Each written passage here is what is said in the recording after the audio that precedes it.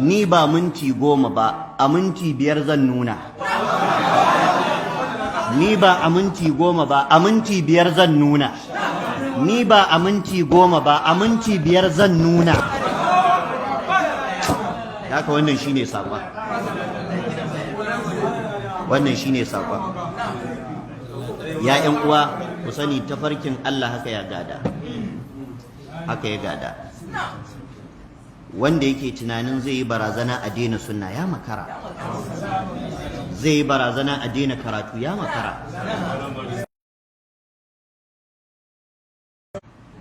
Daga tare da dukkan girmamawa, magana ilimi warware ta ake da ilimi. Ɗazu ɗaya daga cikin iyayenmu malamai ya kira ni, ya ce wani babban attajiri, mutane suna kamba bashi, suna duk irin waɗannan wanda suke lalube musu kuɗi suna damfara su. An cika fada aka ziga shi, ai kai ne kaza, ai kai ne hadimin kaza, ai kai ne kaza. Sai kira ɗaya daga cikin waɗansu dattawan garin nan sai yake ce musu, gaskiya ni ba zan haƙura ba, malam lawan ya yi kaza, sai na ƙalubalance shi. To shi sai shi wannan dattijan sai ya ce to ina zuwa ranka ya daɗe, ala huci zuciyarka. Sai ya kira wani malami sai ya ce masa, kaji abin da attajiri wane ya ce. Sai ce, kash, ai na taɓa ba ku shawara, idan malami ya yi kuskure ba 'yan kasuwa ne suke gyara ba. Kano ba malamai? Babu kwamitin malaman Kano? Akwai? Akwai shura? Akwai shari'a kwamishin ko? Ya ce to ka gaya wa alhaji, kansul ulama a gaya wa alhaji, malamai zai kai karan malam lawan. Su ne kadai. Wallahi da Allah ya so shi da ganewa, kuma da yake shi dan Allah yake. Amma su sun je su ziga shi su damfare shi, sai a ce to za a yi addu'a ma, za a kwana ana kaza kawo kaza, za a je a yi masa dawafi kawo kaza. Sai ce wallahi me kai sakon, yace cikin hikimar Allah da Allah ya so ya warware masa abin ya ganar da shi, da ya je kai masa sakon malamin na gaya masa wannan hanyar, sai ya tadda shi fada ta cika full house, duk yan kan zagin an haɗu. Za mu kama suna a juru zuwa rafi, wata ran za a fasa. Sai ya ce wallahi da na je na gaya masa wannan shawara, ya ce kuma ban ɓoye masa sunanka ba, na kama suna. Na ce malam wane ga abin da ya faɗa a matsayin shawara, in malami ya yi kuskure ba jahilai ne suke gyara ba 'yan kasuwa ne suke gyara ba, sai a haɗa shi da wa da mai 'yan uwansa. Ai wancanan kama ba 'yan izala ba ne, duk wani ɗan ɗariƙa da yake jin 'yan izala ya taya aiki ya ɓata aikinsa.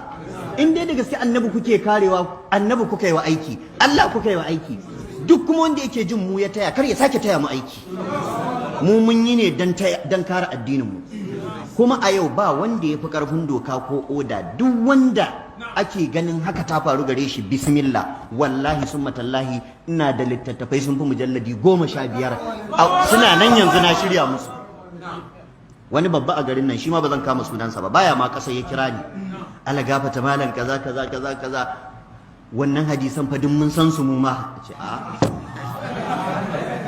ni ba minti 10 ba, a minti 5 zan nuna. Ni ba a minti 10 ba, a minti 5 zan nuna. Ni ba a minti 10 ba, a minti 5 zan nuna. Haka wannan shine sakon. Wannan shine sakon. Ya ƴan uwa, ku sani tafarkin Allah haka ya gada. Haka ya gada. Wanda yake tunanin zai yi barazana a daina sunna ya makara, zai yi barazana a daina karatu ya makara. Zage-zage da cika baki musuwaye, annabawa ka kalli tsarkinsu da girmansu, mahaukata aka ce musu, matsafa aka ce musu. wa ma arsalna min qablika min rasulin illa qalu wa ma arsalna illa qalu sahirun aw majnun. sai Allah ya ce atawasau bihi bal hum qaumun taghun. Ba wani annabi da yazo sai da aka gaya masa mahaukaci ne, matsafi ne. Wannan kaɗan daga cikin abin da aka cutar da annaba da shi. Wa ka'ayyin min nabiyyin qatala, a qira'an nafi wa ka'ayyin min nabiyyin qutila. annabawa da yawa an kashe su akan wannan saƙon,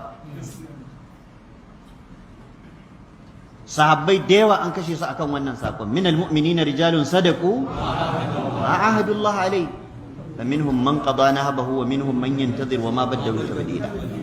Idan Allah ya dora ka akan wannan hanya ba karamin alfarma ya maka.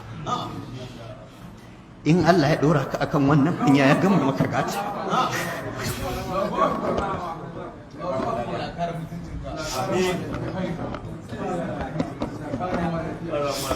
Allah ba dan mu ba Allah ka karbe mu akan wannan hanya. Allah ba dan mu ba Allah ka karbe mu akan wannan hanya.